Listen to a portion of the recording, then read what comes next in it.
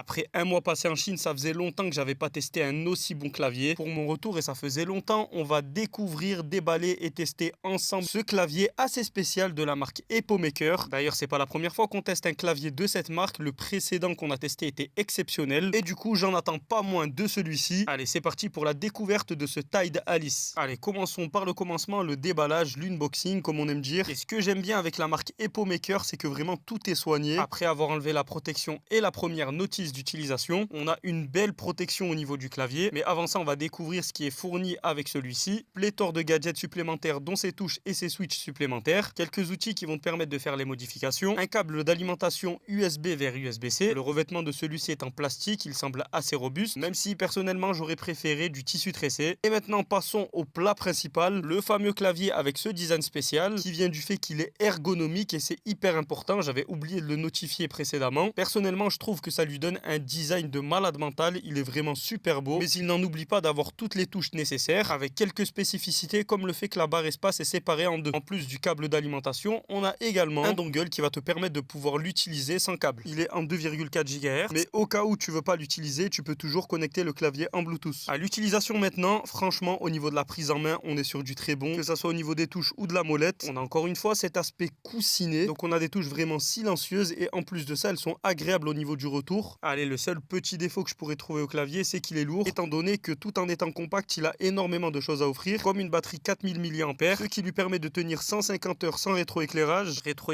RGB qui est justement programmable depuis l'application. Bref, on est encore sur une pépite de la marque EpoMaker. Moi, je te laisse aller tester ça et fais comme les deux pouces. Like et abonne-toi.